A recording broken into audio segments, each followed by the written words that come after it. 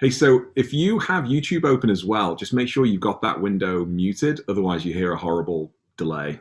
I do not have YouTube open. I have zero interest in watching your YouTube videos. Dick. Hey, so if you have YouTube open as well, just make. All right. See, now you're doing it. No, I know. Well, it's now opened, and Yeah.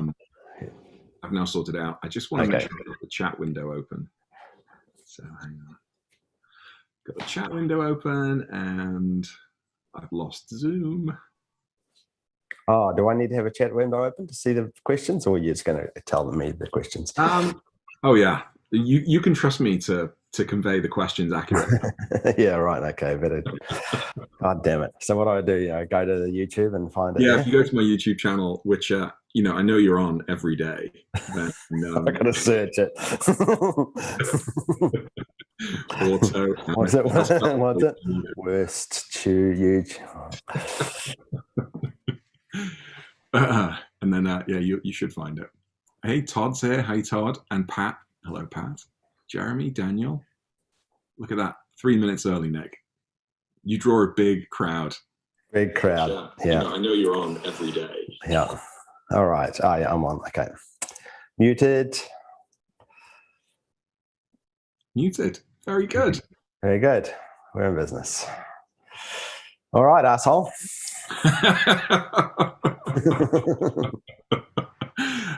Is this channel for kids? I mean, like, do you put stuff out for kids? Because you could better watch your motherfucking language. Exactly. It's funny because so many people not so many, but a few people messaged me going, don't be too mean to him. He's got bad taste, but he's a nice guy. And I'm, what are you people talking about? Somebody has to take this guy down. well, I've had people messaging me saying, "Oh, this is going to be loads of fun." I really hope you you guys sort of like tear each other apart. And I'm like, well, I'm sure we can do that a little bit, but no, I'm happy just to focus completely on that. I mean, you've given me years of. I mean, it's a platter. I've given you so much to work with. You see, that's so much material. It's unbelievable. How could you use this against me? Yeah, but at the end of the day, you're going to win this battle because what I've realized is, like, for example, I was on the Porsche Facebook forum this morning, which is always just a cringe fest, and there's always some idiot asking a question that is beyond reproach, and someone posting some hideous car, and like this morning's car was, I think I'm gonna show it to you. Please don't make it my car. It normally would be something like your car, right? I don't know whether you'll be able to see this. So it's this. I can see that. Yeah, you can see that. So it's this blue with red top with red interior, and that went up, and immediately hundreds of people go, that is beautiful. And I'm, oh my God. The world is lost to taste, isn't it? I mean, it's got gold wheels and gold bits all over it, and it's a bright red, and it's that, just. Coming from the man that drives around in a Mamba green Macan, which is the least manly Porsche. I back that car because that is so beautiful from Macan. Macans are boring as shit cars, but that color, I mean, I can't get enough of that color. I'm tempted to order a new 911 in that color, although there's so many other nice greens that I'd do that. But yeah, I back that color 100%. And it gets so much love from the general public.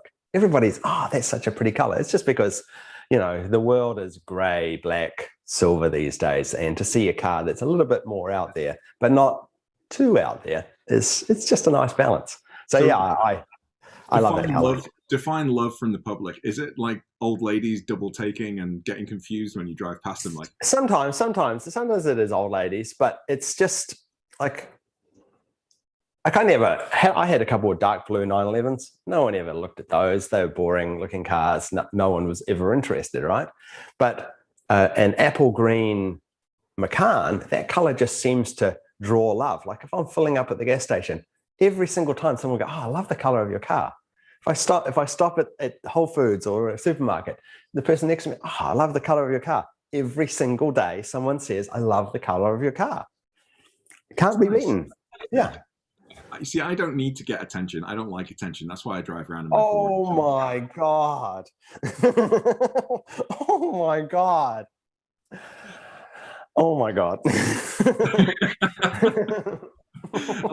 you want to unpack that one for a second? Yeah, let's unpack that one. For a start, you have a YouTube channel, and we all know that people is insecure enough to get themselves their own YouTube channel can't be going, I don't need attention. Let's face facts. That kind of attention. Oh, really? But then, what lies? Because then you took your hideous grey 911 and put that blue. Oh, I know. But how long did that last? How long did that last, Nick? Not very. It came Not very off. long. Not because you didn't like it, because everyone finds out. Everyone's always saying to me, "Oh, Nick, if you don't like I had my grey Macan, which I hated, and just because of the color." And so everyone's, "Oh, why don't you cover it, Nick? Why don't you put it?" And because that never lasts, and it always looks terrible. Because the problem with putting these coverings over the cars is that you don't get the depth of paint, do you? It doesn't look quite right. Oh, you still there? James, I've lost you.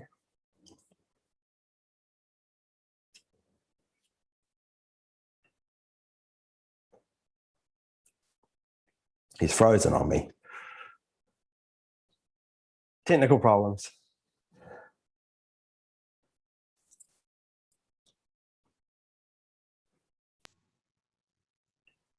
You there? Nick, you back? I lost you. I'm sorry. Yeah, I don't know what's going on. Was it me or was it you? It's probably me. I live in the sticks of Minnesota. We don't get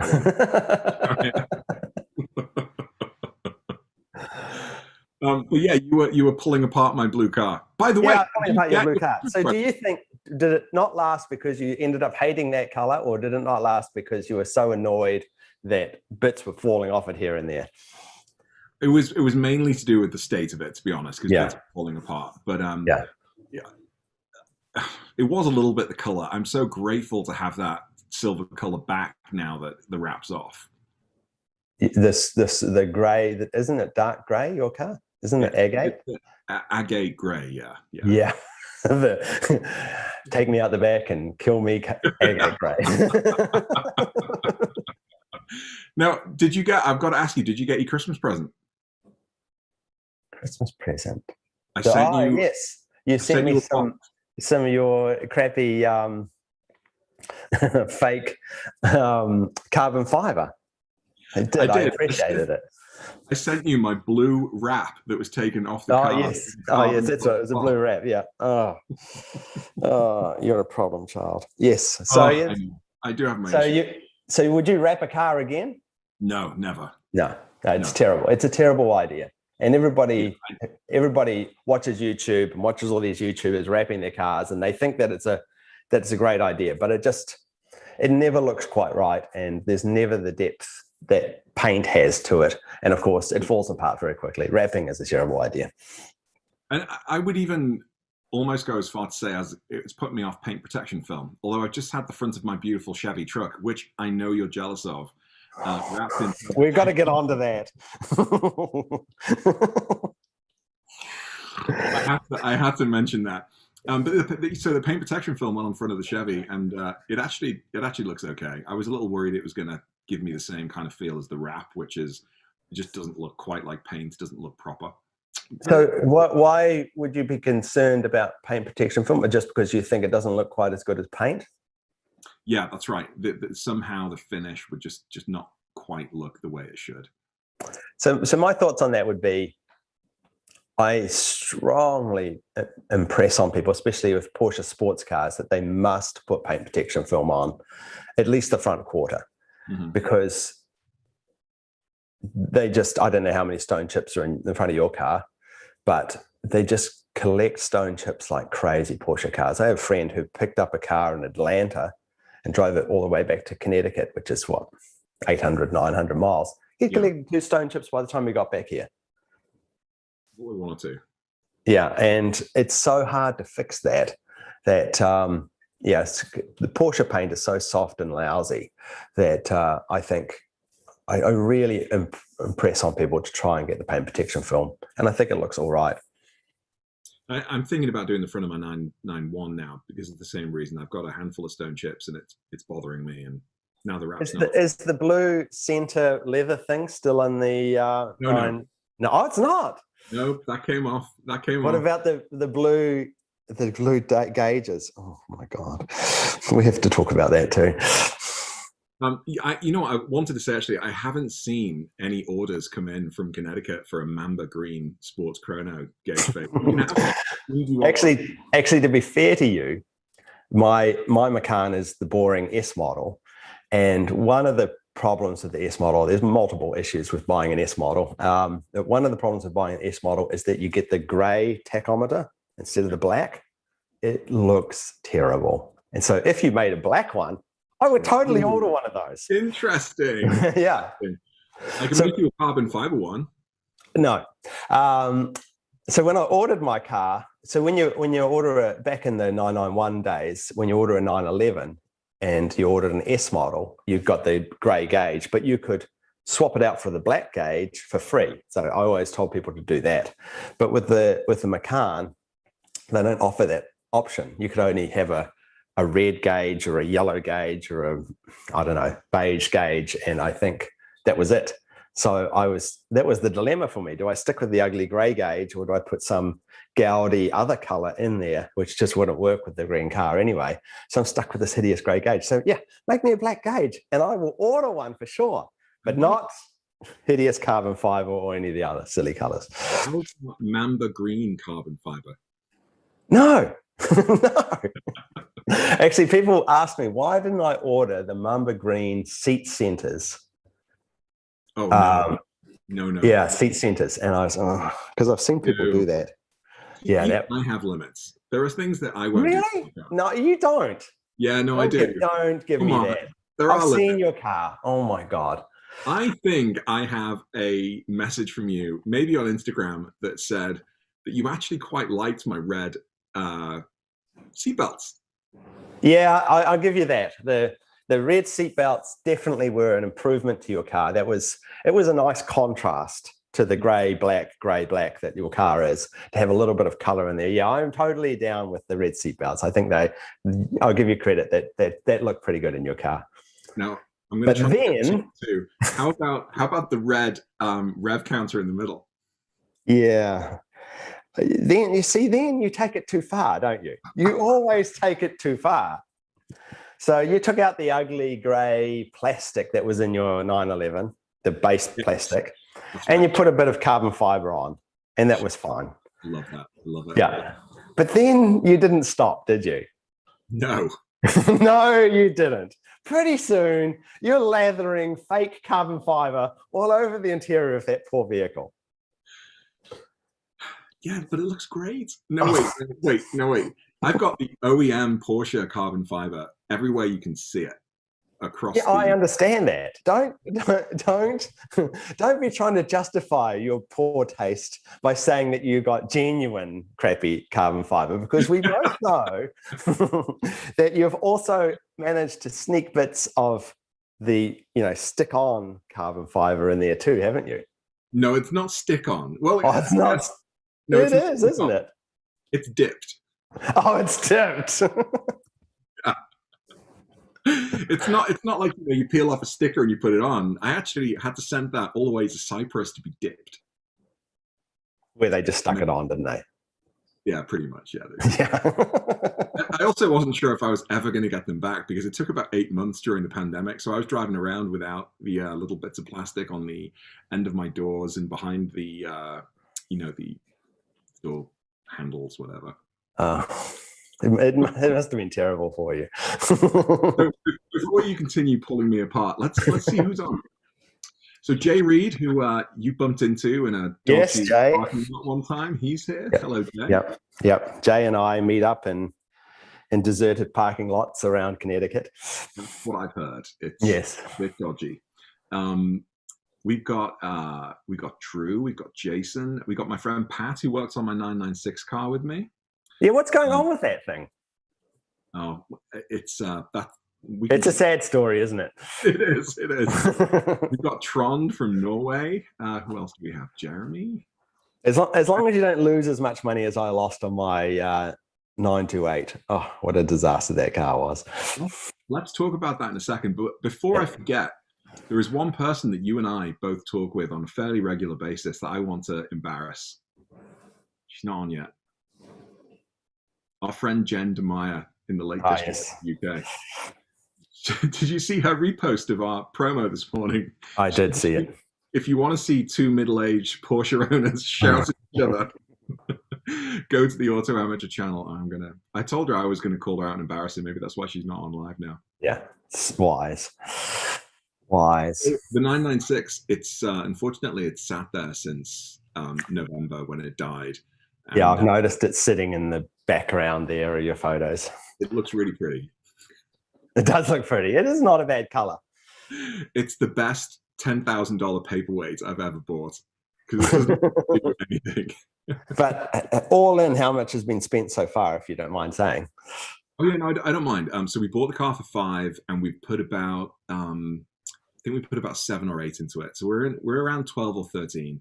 Oh, that's not bad. It's really not too bad. I mean, we had a lot of help. Sarah from LA Dismantler helped us out a little bit. We got some exhaust mufflers from Darren Pfister, FD Motorsports. Yeah. All these fancy mods that you are well behind. The paint job got a really good deal on. Yeah, the paint job looks good. But you like the paint? Yeah, it was borderline. But no, I think it suits that car quite well. Well, thank you. I'm glad. Yeah. Can't pick that one out. He's a big fan of blue. Yeah. Blue. Everything's blue. Yeah, I'm a fan of blue. You can go too far with blue, but yeah, blue's good. Yeah, you've had 2 blue 911s. No, 3 now. I have had 2 blue 911s. Neither worked out particularly well, but yeah, I can only blame the fact that I got dark blue. I should have got a more interesting color. Miami blue all the way. Although, what's your favorite Porsche blue? Mine's Oslo. I really like the Oslo blue. No. I don't know that I know the names of my favorite blues. Yeah, there's certainly, this is going to make me sound very dodgy indeed, but I quite like the dark teal blue. I mean, who likes dark teal? But yeah, I don't know about that color. It's very 80s color. I like that color for some reason.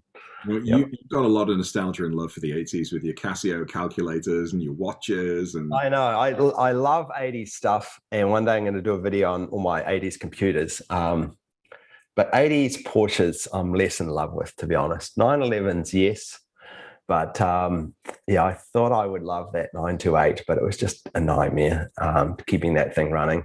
And every time I drive like a 944 or something like that, I just realize, my God, these cars just fall apart. I mean, they can be fun to drive, but the difference between an 80s Porsche and a 90s Porsche is significant in reliability, I've found. Like, I've got no problem with my 993. It's cost me, when I purchased it, it was really run down, and it was a real ratty car. But I put $5,000 into it, new tires, tuned it, fixed the roof, a few maintenance issues. Yeah. And now it's sweet. I have no trouble driving it every day because I know that it's very reliable. It doesn't even go through any oil. And I feel confident in that car. But, with the 928, I was terrified to drive that car because every time I drove it, another $1,000 piece broke, And so, yeah, the 80s Porsches I'm not that keen on, although I wouldn't mind a 911 80s Porsche. I was going to say, the 964s ran through the 80s. They were pretty nice before the 993s came along. Yeah, they were nice looking. They were not mechanically sound. Yeah, you won't find I don't think you'll find too many 964 owners that would say it's a solid car because they like to replace a lot of the 964 parts with 993 parts, I think. And my 964 friends are constantly tinkering with their cars to try and keep them together. And I think that's why companies like Singer and so forth buy a 964 and just completely strip it down and just use the basics, because there's really not a lot to be salvaged there. Yeah, I think the 993, I think everyone's got their own opinion as to whether the 964 or the 993 is a better looking car. I think the 964 is a better looking car from the front, but the 993 is a better looking car from the rear. But yeah, there's no question the 993 is leagues ahead in reliability, that's for sure. Mm-hmm. I've got to give you credit. When you first pulled up on your video with your 993, I think any other person who's just bought an air-cooled car for the first time would be going absolutely nuts and talking about how great it is. And you basically threw the thing under the bus. The interior, that player, the roof. Yeah, it was a ratty car. It was an interesting deal how I got that. I got it very, very cheap. It's sort of Sky, a local guy here, and it was a deal with my local dealership who owed me favors, and I was a little bit on the fence, but then it became so ridiculously cheap that it was a no-brainer for me. And I've always wanted 993, and I specifically wanted, as I said in that video, I specifically wanted a very specific 993 that I've been looking out for years. Like I wanted one in forest green, which they did do from 96 onwards. And I wanted one with a manual and low mileage, all this stuff, right? And I'd actually put aside 80 or 90 grand to get one of these when one came up. And so I really wasn't looking, and I certainly didn't want a cabriolet. I was going to say, yeah, you didn't want a cabrio. Absolutely not. I totally ditch people that own cabriolet 911s. What a bunch of posers. And so here I am with my not green, not low mileage, not well looked after cabriolet 993. Yeah. Whatever. Anyway, I love that car. So it's worked out fine. It kind of found me. I didn't find it. So sometimes that's how it works. So here's one of the questions I've got for you from people that have been sending questions ahead of time. And I've noticed this a lot in a lot of your videos. People ask you this question a lot. When are you going to get a 992? And I don't think you're going to get a 992. I'm in no hurry. Several reasons for that. Firstly, I only have a 2-car garage. And so I could put a lift in, and I've sort of talked to the garage people about raising my garage door so that I could fit a second car in there. And there's a bunch of things that could happen to get a second car in my garage, which I don't know that I can be bothered. And so really I'd need to get rid of one car, and I don't really want to get rid of the Macan because it's a good daily car that I use a lot. It's not exciting to drive, but it's a good solid, I love the Macan actually. And I really, really love the 993. So I'm reluctant to get rid of that as well. But I suppose I could put the Macan outside, that's one thing. But really the real reason why I haven't jumped into a 992 is that I get on the configurator and I configure up a 992, and then I don't get that excited about it. Really? Yeah, I don't get that excited. I don't get I'm ready to spend $140,000 excited. Yeah. So I've sort of been holding out for some special edition 992 that maybe I would be more excited by. Partly because to get the 992 I just want an S. I don't want anything else. There's no other model that I'm particularly interested in. So it'd be an S, and it would be with a few tweaks, the Nick Murray interior and so forth. But the only color in the range I like at the moment is the Gentine or the genital blue, that lighter blue. Blue. Yeah, with a light interior. That is a beautiful combination. I see that from time to time. Absolutely beautiful. But I'm done. I have enough blue cars in my life. I'd really like a green 911, and the two greens that are available. One is more gray than green.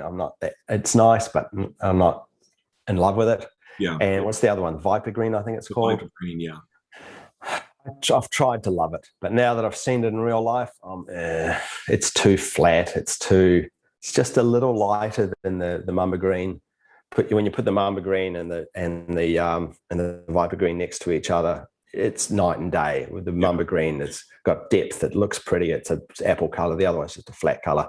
So I'm going to have to go with a what is it called? Paint to sample. Paint to sample, yes. Color, which is another 11 grand. So I'd have to be in love with the car to order this stuff, and I'm just not that. It'll be. I had a Porsche had sent me a car during the pandemic last year, and I had it for like a month, 992 in my garage, and I just didn't drive it that much. Yeah, I wasn't that excited, So yeah, one day I'll get a 992, but I think I have to wait for something that's going to be exciting. I don't know, because I like my 993. It's pretty cool. I was blown away by that GT3. I know you weren't a big fan of the 992 GT3, but that's the wing I could probably live without, frankly, and the touring version, GT3 touring, I think is going to look great. I think it will. I think the GT3. Don't get me wrong. I'm not. I have deep respect for the GT3 cars. They are the ultimate 911 when it comes to driving enjoyment. I'm a little more skeptical about some of the owners of GT3s. I don't know whether you do any track days, but I've noticed whenever I do in my car with a helmet, Nick, I will never do a track day. Okay. Well, whenever I've done track days, I've noticed the car you're always passing is a GT3. They're just littering the tracks. GT3 owners, I don't know. Sure, some of them thrash their cars, but that's like the smallest percentage. Most of them are punching around, getting in everyone's way. So yeah, the GT3 is, when driven by the right person, is a magnificent car, but it's not something that I want to own either, because it's as fun as I love getting into a GT3 and driving one from time to time. It's not a car that I want to drive every day. They're a harsh car on public roads. There's no back seats. It's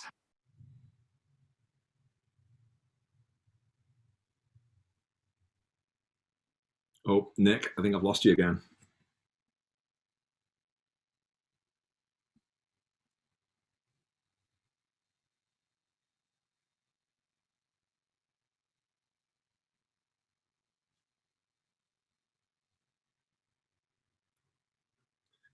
Mr. Nick.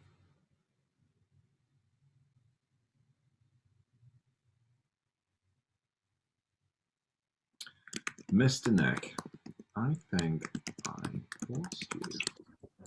There we go. Hi, William. How are you doing? I think we had a battery problem. Can you hear me?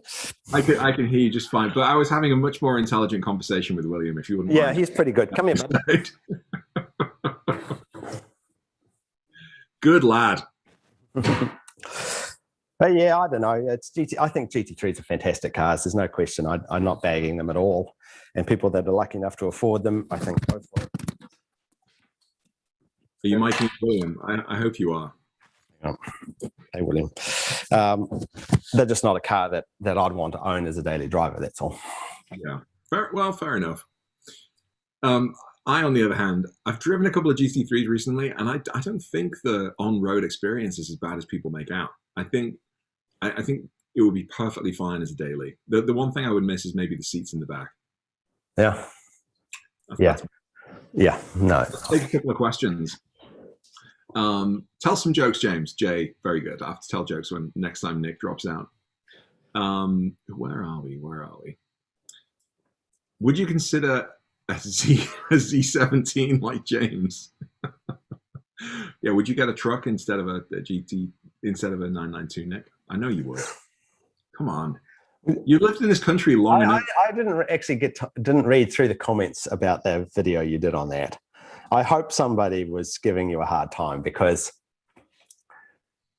I can understand having a secondary car like that, et cetera, et cetera. But you were like, this is a luxury vehicle. Blah, blah, blah, blah, blah. And oh my God, what is he talking about? No. It's not. Let's got leaf spring suspension. It's not a luxury vehicle, but you can be tricked into thinking it's a luxury vehicle by the Ah. interior. I maybe didn't make that point clear enough, but it's like full leather interior. It's got all the gadgets. It's, it's lovely, Nick. You should come to Minnesota and drive it with William inside. I honestly didn't ever think I would buy a truck. Like, never in a million years would I buy a truck. And I've moved to Minnesota. I've got a third kid on the way. It looks like a practical truck. And so I'm going to enjoy it for a couple of years and see what happens. But that Cayenne, I had a Cayenne for a while. I loved it. It was absolutely fantastic. It was absolutely useless as a family car. Yeah, Cayenne is an interesting car in that useless as a family car. It's still not big enough, really, for most families. Mm-hmm. Yeah. Yeah, three car seats along the back, no way. Anything in the back of a stroller, forget it. Just yeah. So, yeah. Go on. No, go ahead. I've got to ask another question that came in. What's your relationship with gorillas? Let's talk about that. Was there a tragic event in your past that brought you to a gorilla and you found comfort in them ever since? Yeah. There's a lot of tragedy in my past. I'm a tragic individual, as you know. I'm the oldest child of a family of 6 children.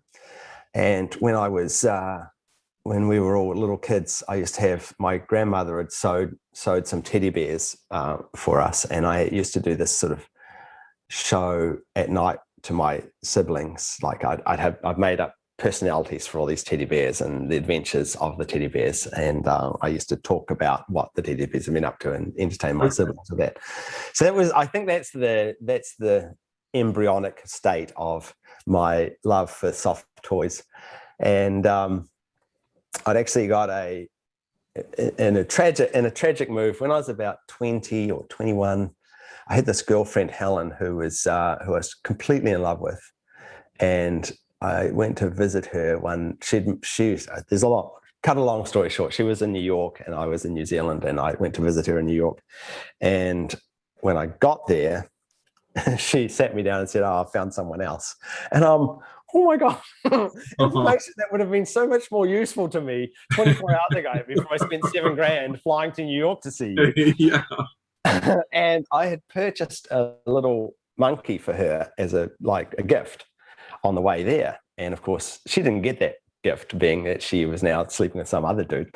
And that was the first of the gorilla, which he doesn't actually feature on the channel. But I lived in Hong Kong for a year or so in the 90s, and that's when I purchased William. William was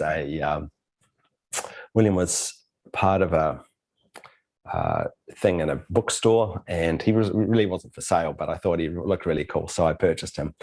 And in Hong Kong, there's a thing called the MTR, which is like the underground, like the tube. And during rush hour, they push people in. Like you're pressed in that they've got packers that push people in, then the doors closed. And so I was riding the MTR with William, and William was taking up like the space of 3 people. Everyone was looking at me like, who's the dick with the soft toy taking up all the room? And then when I left Hong Kong, I was working for a bank at the time, and I was flying Cathay Pacific, and it was a trip back to New Zealand, and there was no room for him in my luggage. So I called Cathay Pacific and said, "Can I bring my soft toy gorilla on board?" And they said, "Yeah, it's not a full flight. We'll find a seat for him."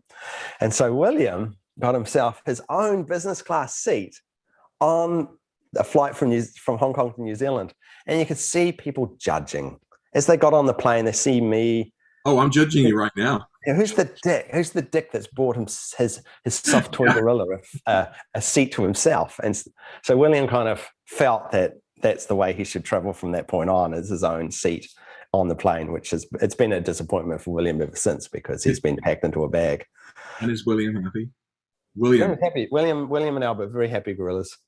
The only time I nearly lost them was when I moved to England in my early 30s, and they had their own bag that they got crushed into, and I think someone in immigration in England wanted to see what was in this bag because it was strangely light but dense. So they opened it up, and there's no way of getting them back in once they're out. It's a team of 6 people that needs to crush them into this bag, and being that I was moving to England at the time, I had to go through this whole long process of filling out all these forms at immigration. Took a couple of hours. Meantime, the gorillas had been unpacked, and whoever had decided they couldn't get them back in the bag, so they just put them on the conveyor belt. Oh no! And so I could see from the immigration office, which I was held in filling out all the forms because I'm now moving to England. I could see William and Albert making their way around Heathrow Terminal 4 for like 2 hours on the conveyor belt. It's one of these long conveyor belts that go the whole sort of rag. Oh my God. And I was thinking, oh my God, someone's going to steal those two for sure. It's going to walk along and be like, thank you. Yeah, that's right. Someone would take them, but no, they were still there when I came out, luckily. Well, I got a question for William. William, if you're being held against your will, blink. No blinking. See, there you go. He's a happy gorilla. He's a happy gorilla. I'm glad. Yeah. I used to have loads of stuffed toys as a kid, and I'm just not a big fan of clutter. Now I've got kids, and they've like found their special things that they love. I can appreciate it again. Yeah. It's different when you've got kids. See, I never was lucky enough to have kids, so I've got soft toy gorillas and dogs, and that sort of makes up that. Never too late, Nick. Are you single right now, if you don't mind me asking? Yeah, I'm single right now. I date around. Mm-hmm. Yeah. I'm gonna use this as an opportunity to give my friend a shout out who has just started a YouTube channel. She is beautiful, lovely, awesome. Her name is Catherine Cole. And she's watching right now. Catherine, Nick, Catherine. You guys, I think you had a lot of fun. You don't want to introduce me to any of your female friends, that's for sure. I'm just trying to get you away from Ruthie. Ruthie watches far too many of your videos. Oh, Ruthie, my true love. There's a question here saying what started the fake animosity between the two of you. And I was a huge Nick Murray fan. You were one of the first Porsche YouTube channels I came across as I started getting into YouTube. And then I find Ruthie watching one of your videos while she's doing a makeup, about to go on a date with me. Like, seriously? What are you watching? This guy's really funny. Do you watch him too? I'm like, well, you're watching my YouTube account, of course. And I think who says it's a fake animosity? My God, someone has to shut you down. It was, I think, the first video of yours that she watched was the one where you let your car accidentally roll down your driveway as you were bringing your shopping into the garage. Dude, I have no idea how you got into that car, because I thought that was it. Game over. A truck is going to take out your car. My goodness. Twice I've had the car roll down the driveway twice now, and I'm lucky. You could argue that it's been 3 times, because the 993 has also tried to get away on me. Hang on, let me just reset this again. The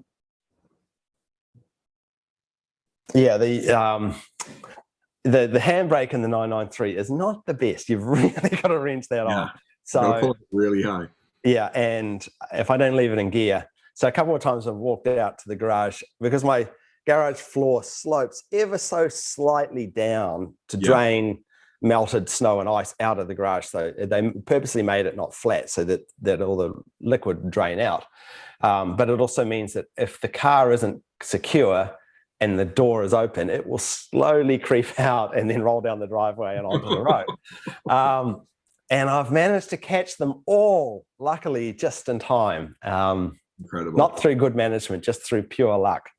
So you were a winger or something when you were playing rugby as a kid. No. I've never played rugby. No, it's the adrenaline kicks in as the car's building speed, so you get that super speed. And I've got a fairly long driveway, so I've got a bit of time to get in and slam the brake on. But yes, there's quite a classic video of me chasing the car down the drive and jumping in and stopping it at a time. And then there's another one, a slow motion video, where someone else actually parked my car, and instead of putting the brake on, they just left it in second gear. Oh. And so the car slowly, the compression on the engine turns backwards. Like, it can't be good for the engine going backwards for a start. But I actually went out to get stuff out of the car, and I remember thinking, has the car moved? No. And I go back in, and my security cam catches it slowly, and it's not moving fast enough that you see it with your eye, but if you speed up the film, you see it moving down the drive. And because the drive gets steeper as you go down, it's picking up speed. Well, I've got an alarm on my driveway so that when people drive up my driveway, I hear that someone's in my driveway. And so it triggered the alarm, luckily. And so I went out and I said, oh my God, it's making a getaway. Well, let's take a couple of questions from the folks there. Where we go. What is your perfect two-car garage? A 992 GT3 and a Taycan is Jeremy's. What would be your favorite two-car garage, your two cars? I would love to replace the Macan with an electric EV of some sort. Sorry, not an electric EV, an EV SUV of some sort, like the new EV Macan or something similar. I'm waiting for the next generation of EVs to come out, and that would be nice to have an EV instead of a gas daily driver. Yep. and then a sports car of some sort, so a sensible car and a sports car. I think that's a great combination, and I've sort of got that at the moment with the Macan and the 993. So there's it's just a matter sensible about that Mamba Green, Nick. Yeah, that Mamba Green is beautiful. I'm so sad that more people don't get it. People it's always beautiful, but it's not sensible. I'm just saying. No, it is. You're wrong. As per usual, you're wrong. And I'd totally get that color over and over and over again. But yeah, I'd be happy with a sensible SUV and a sports car, and the sports car can be swapped out every few years for something more or less interesting. Okay, I like that. Yeah. I think I would be boring and just have two 911s and just assume that my wife is going to do all the kid hauling. Yeah, she's a saint, isn't she? She is. She really is. Yeah. But we've all got our things. Yeah. Bucky. Oh, this is my friend Bucky in Minnesota. Let's talk about the elephant in the room. What will we do when Porsche tries to roll out a 911 EV? I don't think they've got any plans to do that, but they will probably be forced to do that at some point. Mm-hmm. And it is what it is. The world it's probably 10, maybe 15 years away when gasoline cars are just a weekend novelty thing. Every car will be an EV car, and it's just the way it is. So enjoy your gasoline powered cars now where you can, because they're going away. Yeah. Well, I mean, there's every sort of rumor that's been confirmed and then denied that the second generation 992 will be available with a hybrid option. They've left room there in the car to do that. Well, the transmission has actually got the bolt-on part for the electric engine, hasn't it? The current one. Yeah. So it's coming. It's coming. And then I think, is it the UK and maybe some of the European Union countries that have said after 2040 or around that time, there will be no new petrol cars allowed to be purchased. So Porsche either has to get in with both feet, or they give up the 911. Yeah, the writing's on the wall. It's for us enthusiasts, I guess it's a bit sad, but for the reality of motoring, EVs are just getting better and better every year, and there's just no need to have gasoline cars after a certain point. What were your thoughts of the Taycan then? For me, it made me feel sick, like a roller coaster, like it was too fast. And I missed the sort of sound of the engine and the progression of the gears. It was just, speed, no speed, speed, no speed. It's an interesting car. There's a lot to talk about with the Taycan, and there's a lot to talk about with what the Taycan has done to Porsche. And I've been meaning to do a video, but it's probably going to upset a lot of people. But I think Porsche are likely to cancel the Panamera pretty shortly because of the Taycan. Panamera had terrible sales anyway in 2019, but in 2020, the sales of the Panamera fell off the edge of a cliff because anyone who was wanting a slightly larger saloon car, Porsche went and got the Taycan instead of the Panamera, and they've done no updates on the Panamera since. And people keep writing to me, "Oh, I can't get a Panamera. There's no allocation of the Panamera," and I'm a little suspicious that the Panamera is about to quietly disappear. It's got 2.5 more years in its product cycle, but I'm very suspicious that they have failed to even do minor updates to it. So I think the Panamera is going to disappear and the Taycan will take over. But the Taycan's an electric vehicle, and every review, including my own, of the Taycan is all about, oh, look how fast it goes and pins your head to the back, and it's amazing. And it's a comfortable, it's an odd vehicle. I think the Gran Turismo version of it is going to be better. Because there is a lack of space in the back seats and so forth, so that will fix that. Yeah, I think the future is bright for the Taycan. I actually really like the new Audi. What's that thing called? The electric. With the what? The Audi e-tron line. No, yeah, not the SUV. They've got a new RS. Yeah, it's a beautiful looking car based on the Taycan platform. Yeah, really, Audi have done a great job of producing a very pretty version, a much prettier Taycan, basically. Yeah, it's funny how you can draw a lot of parallels between the Audis and the Porsches and the Volkswagen. Same company. Yeah, yeah. I think it's funny you should say that about the Panamera, because when I saw the press release about the budget Taycan, or the sort of the base that they were going to release, was it just slightly below 100,000 at that point? Oh yeah, that's it. It's game over for the Panamera.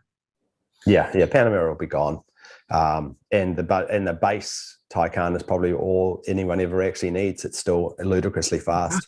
Yeah, ridiculous. All right, we got any more questions for you? Nick is here for questions. I'm here for questions as well. Oh, plug the Tail of the Dragon. Can I tell you about Jay Reed and I are going to the Tail of the Dragon in a few weeks, Nick? You want to come? No. No interest at all. No, I asked you that before. You don't seem to have any interest in going on a road trip. We're going to the Tail of the Dragon, and then we're going there on the way to the Porsche Experience Center in Atlanta, and we've booked track if I can get in with my massive head and a gold helmet. We're going to do a couple of laps with the Turbo S and a couple of laps with the GTS and the GT3. Have a bit of fun. That'd be interesting. So I have strong opinions on the Turbo S, which are not popular at all. That the Turbo S is basically the electric 911 already. Oh, because it's so fast, it's powerful, it's boring. Yeah, it is so fast, it's powerful, so easy to drive. It's like driving an electric 911. If you want to see what the electric 911 is going to be like, get a Turbo S. Like I've even been tempted to buy a Turbo, not a Turbo S, because I think the Turbo is the better model between the Turbo and the Turbo S, because you don't have to have the silly center lock wheels, and you don't have to have the silly carbon ceramic brakes and so forth. And then try and fix it. Because the biggest problem with the two biggest problems with the Turbo and the Turbo S is that they're just too fast to be enjoyable. That is, you put your foot down and 3 seconds later you're doing 100 miles an hour, and it's like owning a Tesla. And the sound isn't that great. That 3.8 liter engine is, they've always had trouble getting the right sound out of that engine compared to the 3 liter, which sounds amazing. Yeah. You put them back to back, you realize. So people that own Turbo S's get really upset with me saying these things, of course. And as standalone cars, they're great cars. I mean, they're super fast, they're super easy to drive, they look amazing. Mm-hmm. But back to back with any other Porsche ever made, any other Porsche 911 ever made, they're not as exciting to drive, is my opinion. You think that's true for all of the generations, or just the newer sort of 991? Just the newer ones, yeah. Like the older the 997 generations they were pretty fun. Mm-hmm. But the 991 and the 992 generation Turbo S are not as much fun to drive, I think, as any other Porsche model 911. I do think I've seen you make a turbo video, and it might have been a 991. And you were giggling like a schoolboy because it was so ridiculous. And that's true of every YouTube video that's ever been made on the Turbo S, including my own. Including your own. We all focus on the one party trick that car does, which is phenomenal acceleration. And people say, how can you say that the Turbo S is boring when you can do, it's 3 seconds to 60 miles an hour. It's amazing. Well, here's the problem with that. And that is, it's just like ludicrous mode in your Tesla Model S. It is enormous fun. You do it a few times, but then it becomes, boring. And you're still missing the sound. You're still missing a manual transmission. You're still missing all of the other things that make a 911 engaging. So on their own, they're great cars, but just, So I make the same mistake as everyone else. I did a 991 Turbo S video from a friend of mine of years back, and I loved it. But of course, I loved it because I drove it for 3 hours. Yeah. And I didn't get over the enormous acceleration. Yeah. Our friends joined, Nick.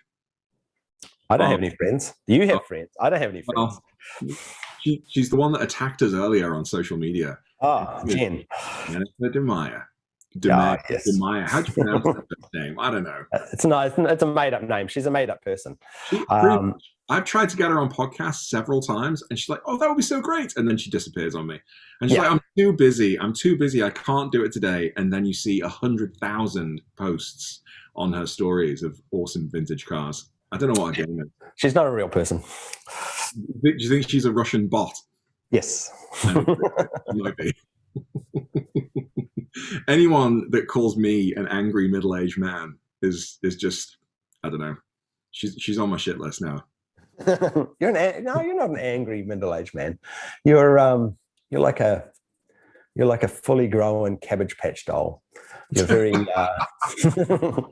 you're very cuddly and sweet and misguided. Where did you get the photo from? Where did you find that? Who was it the other day? Somebody, in fact, I think he's on right now, posted a photo of the guy from was it Megamind?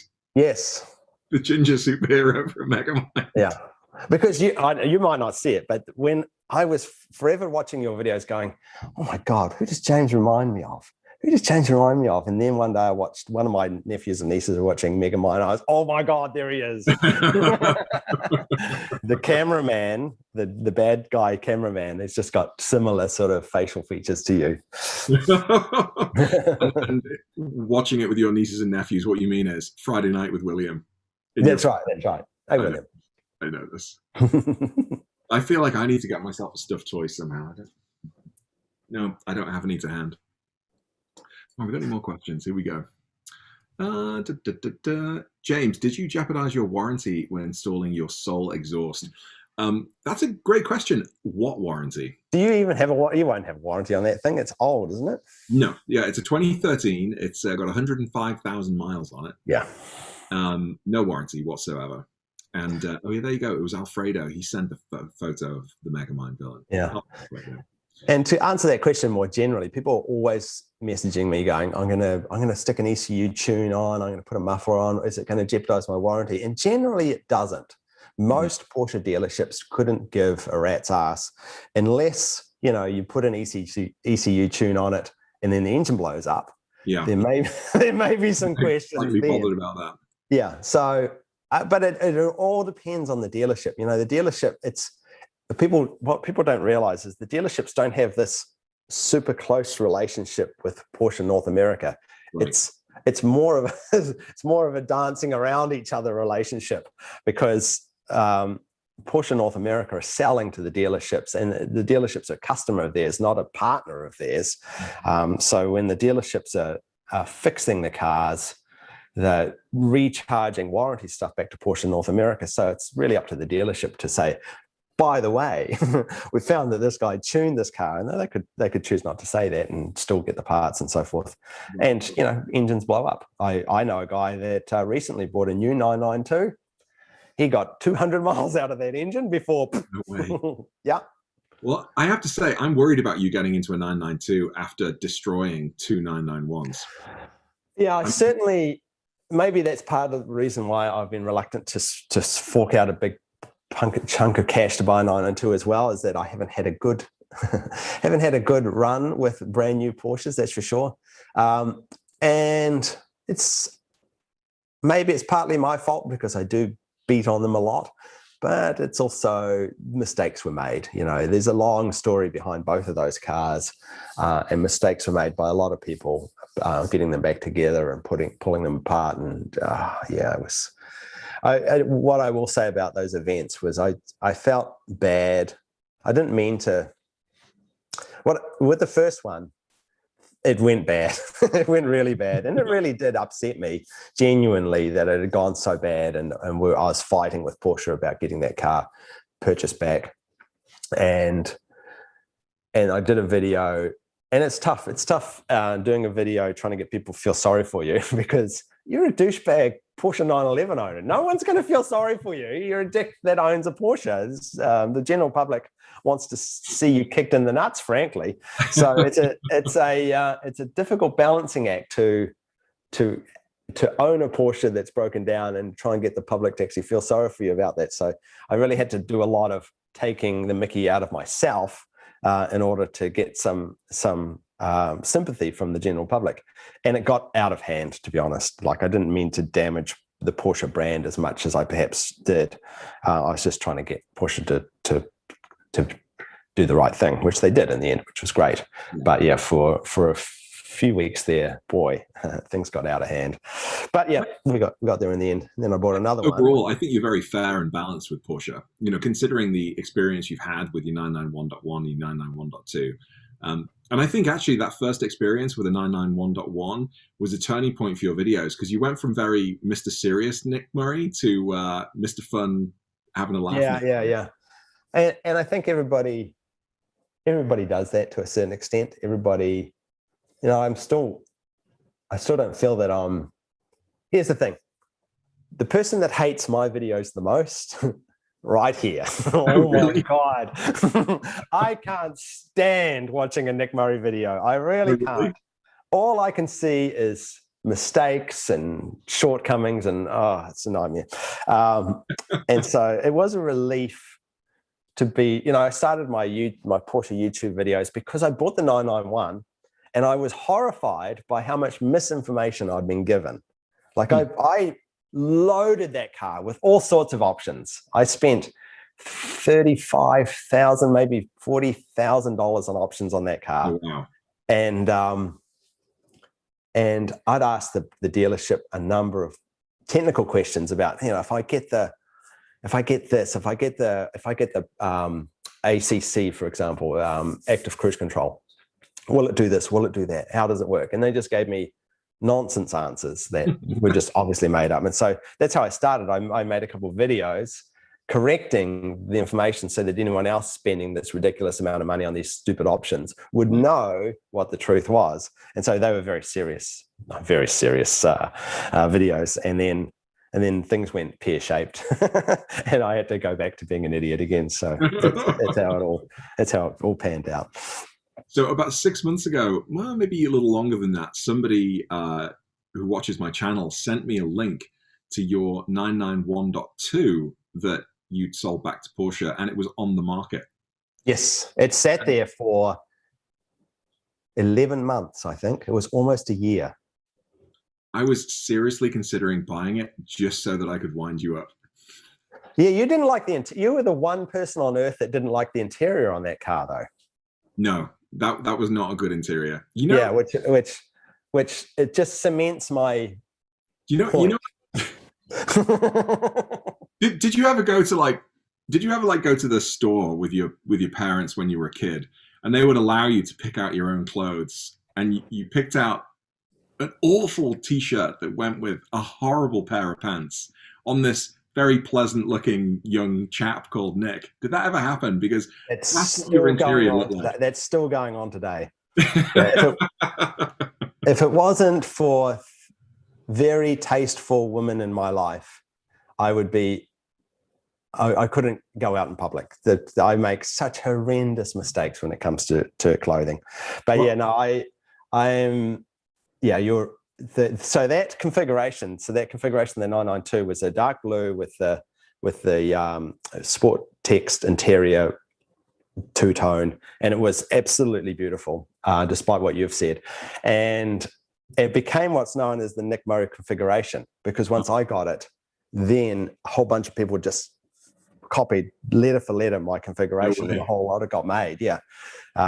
Even my local dealership said, yeah, we've had 2 more cars ordered in exactly the same configuration as yours. That's really yeah, cool. so there's a few out there. There's quite a few out there. I really love that configuration. But yeah, that car, there wasn't that much wrong with it.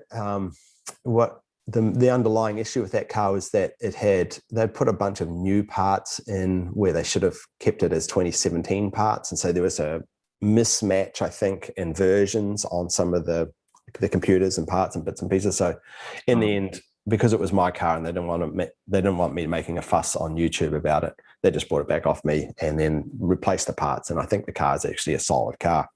But then they sold it for quite a lot. Like, it was on the market for a repurchased car, I think it was 70 or 80,000. Yeah, it was a little bit high. So it just sat at that dodgy car dealership that it was purchased by for like a year and finally got sold. But yeah, I think whoever owns that car is in for a pleasant ride, because I think there's nothing really wrong with that car. Yeah, I was wondering if the new owner would sort of experience the same problems as you. But I had so many ideas for the videos I was going to make with that car. I was going to drive naked in it and be like, Nick, I'm in your car naked. Ruthie and I were going to try, for our 4th baby on the front hood. Any number of different things. Oh, that poor woman. Hey, look, that Russian bot has asked us a question. Just out of interest, Nick. Having driven 964s and 993s, would you recommend one over the other, and for any particular reason, or is it just preference? No, yeah. So I think the most people buy a 964 versus 993 based purely on which one they like the look of the more, because they've got very specific look, especially the side profile is very different. Like I said, I really love the headlights and the rake of the bonnet, and the front end of the 964 is so pretty, and classic 911. That's what makes me love those cars. And in the interior, you'll notice 80% of the switchgear and everything else, they're the same car inside. But yeah, it's so much harder keeping a 964 on the road. Yeah, they just fix so many things with the 993 that if you want a easy to live with experience, buy the 993. Yeah, I've got a friend that owns a couple of 993s, and he says essentially that they're pretty bulletproof. There isn't really anything that goes wrong with them necessarily. Yeah, they're simple cars. They're pretty simple cars. They're pretty simple cars to work on, and they just don't have a lot of the weaknesses that the 964s have. Well, Nick, we're almost at the top of the hour. Thank God. I'm sure there's a bunch of things I'm meant to be giving you a hard time about, which I've lost. I'm hoping for the result that I want from your COVID test, not the result you want from your COVID test. I don't know. Maybe I want a positive COVID test. And to tick that off as an experience. You could check that one off. Yeah. What can people expect from the Nick Murray channel this year? More of the same? Helicopter? Yeah, I don't know. I've slowed right down on Nick Murray videos recently, because I don't consider it to be a serious endeavor, really, in a lot of cases. Any time that I'm feeling jaded about making a video, I just don't make one. Even if I go 2 months without making a video, if I'm not feeling it, I don't bother. And I know that annoys a lot of my viewers, and it really annoys my YouTube manager lady from Google, who goes, your channel could be huge if you just made more videos or did what we told you to do. And sounds like hard work. But I'd like to. There are still a heap of cars I need to drive and talk about, and obviously the new. I need to get into a 992 Turbo S and tear that apart, and obviously the new GT3s and all those sorts of things. Give my point of view on that, but You'll yeah. get there when you I'll get probably there. branch out to some other nonsense as well this year. How about yourself? Well, I am going to make a lot of Chevy truck videos just for you. You should. I totally encourage you to get down and dirty with Chevy. I would, and I know it's because you're worried that I'm going to start taking over your role as the Porsche YouTuber #1. I'm like hot on your heels with almost 10,000 subscribers.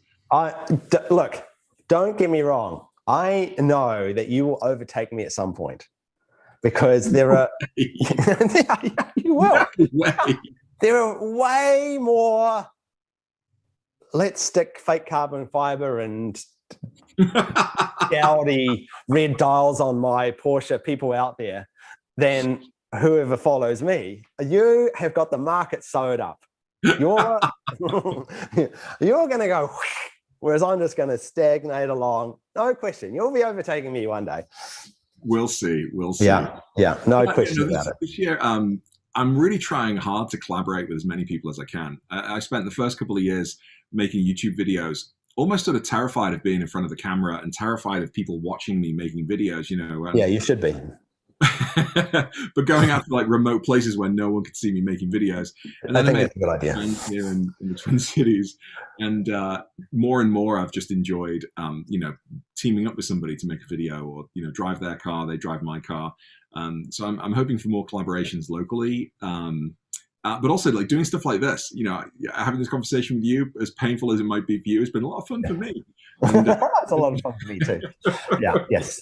Secretly, I quite like you. Yeah. Yeah. What I'm trying to do is watch enough of your videos so that I can triangulate where you live in Connecticut. And then you're going to wake up one morning and your Mamba green car has been wrapped pink and your 993 has been, I don't know, dipped in carbon fiber, and you'll never know who it was. You just have to clean the 993 and I wouldn't recognize it. I wake up one morning and it's been polished and I'm, oh my God, where's my car gone? Oh, that's awesome. Well, look, mate, it was really great talking with you. Yes, my friend. Have a good weekend. You too. I'll see you online soon. I'm very disappointed I didn't get to see my girlfriend. Look, I haven't seen her in days. You show me my wife. Is she? So she's out with her other boyfriends. Yeah, right. Okay, mate. Take care. All right. Talk to you soon.